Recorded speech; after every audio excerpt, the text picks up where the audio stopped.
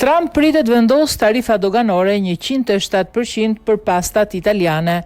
Rritja dhe rezultati një hetimi në Departamentin e Tregtisë Shteteve të Bashkuara të Amerikës, metodologjia të cilit ka ngritur shqetësime serioze sipas prodhuesve italian dhe profesionistëve të industrisë. Tarifa rekord janë rrugës për makaronat italiane. Tarifa prej 15% të Shtetet e Bashkuara të Amerikës mund të shtohet një tjetër prej 91.74% duke filluar nga janari, duke çuar tarifën e përgjithshme në gati 107%. Rritja është rezultati një hetimi nga Departamenti i Tregtisë i Shteteve të Bashkuara të Amerikës, metodologjia e të cilit ka ngritur shqetësime serioze midis prodhuesve italian dhe profesionistëve të industrisë.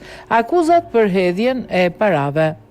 Çdo vit Departamenti i Tregtisë i Shteteve të Bashkuara të Amerikës kryen një audit të importeve të makaronave nga Italia me kërkesë të të ashtu quajturve peticioner. Në këtë rast, auditimi fillon me raportet nga kompanitë konkurruese amerikane, shumë prej të cilave kontrollohen nga grupet italiane. Për të kryer auditimin, departamenti zgjedh vetëm 2 kompani të anketuar të detyrueshëm për t'i nënshtruar të dhënat e tyre të shitjeve dhe kostove të një shqyrtimi të plot. Në këtë rast, u ekzaminuan La Molisana dhe Garofalo. Dokumenti publikuar nga Departamenti i Tregtisë thotë: në thelb, administrata amerikane akuzon 2 kompani të fjalë për amortizim, pa kryer një hetim të plotë dhe e shtrin akuzën tek eksportuesit e tjerë të përmendur, mbi të cilët nuk ka kryer asnjë audit. Kompanitë e prekura nga Maxi Tarifa.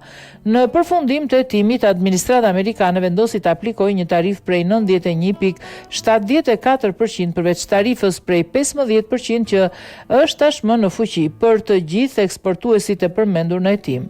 Përveç La Molisana dhe Garofalo, kompanitë e cituara përfshin Agritalia, Aldino e shumë të tjera. Ndikimi i taksës do të jetë më pak i rënd për ata që tashmë prodhojnë makarona të destinuara për tregun amerikan në Shtetet e Bashkuara të Amerikës, siç është Barilla. Megjithatë, për ata që eksportojnë të gjitha produktet e tyre nga Italia në Shtetet e Bashkuara të Amerikës, pasojat mund të jenë shumë të rënda.